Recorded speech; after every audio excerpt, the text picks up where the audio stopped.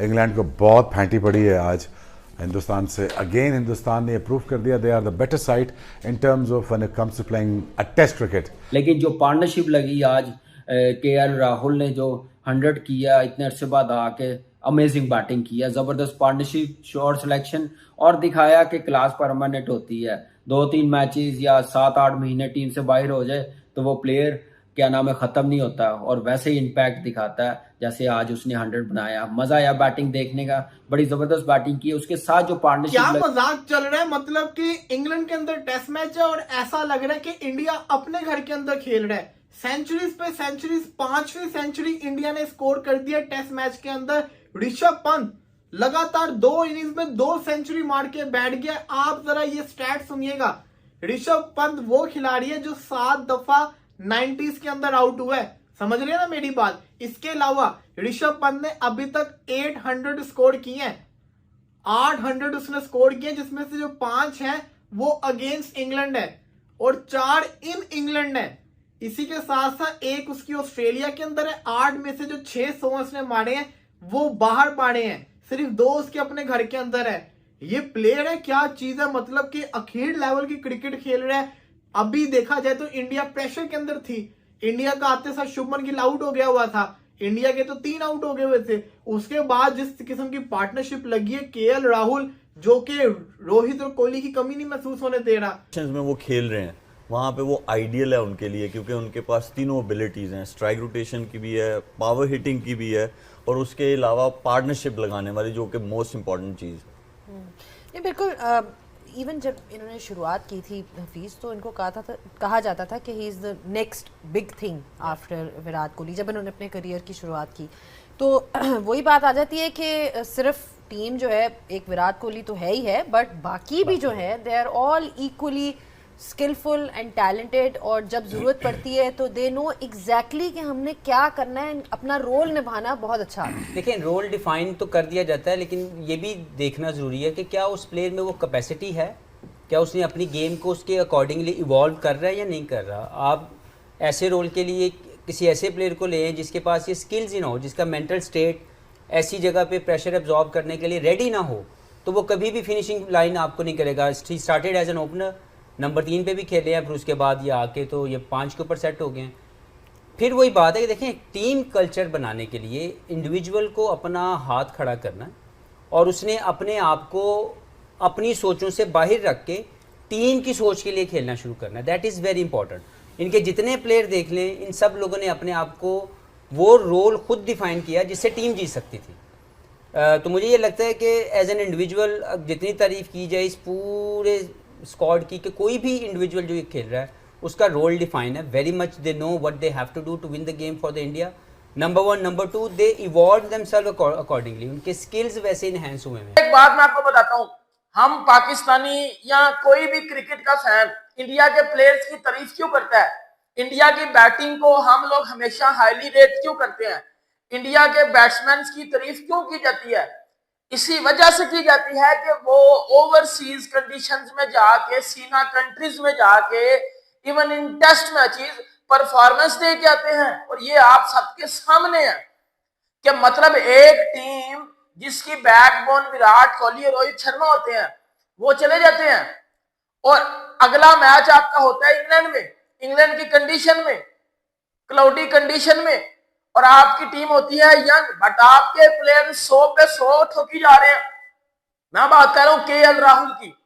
KL Rahul, क्या तबाही किस्म की उस बंदे ने बैटिंग की है, क्या क्लास दिखाई है, क्या डिटर्मिनेशन दिखाई है, मतलब क्या एग्जीक्यूट किया अपने प्लान्स को इंग्लैंड के बॉलिंग के अगेंस्ट। Absolutely brilliant.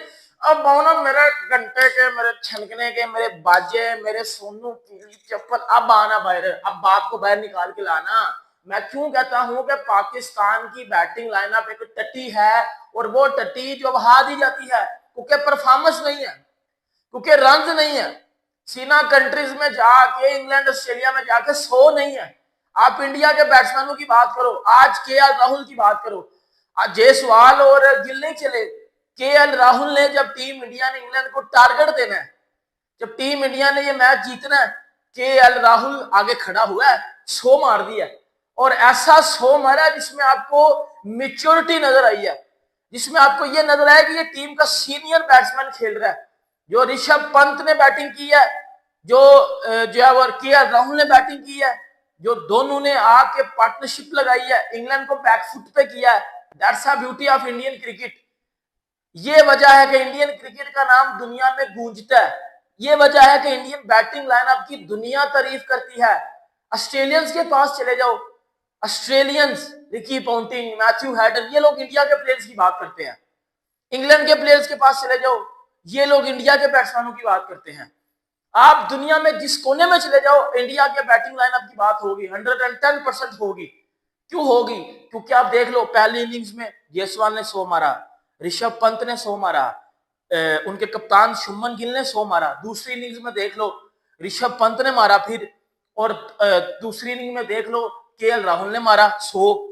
ये है उस टीम की डिटर्मिनेशन, उस टीम का प्रोसेस, उस टीम का टैलेंट, और उस टैलेंट को स्किल में कन्वर्ट करके बड़ी इस जगह पे आके, बड़ी टीम के आगे आके, मुश्किल कंडीशन में आगे आके एग्जीक्यूट करना।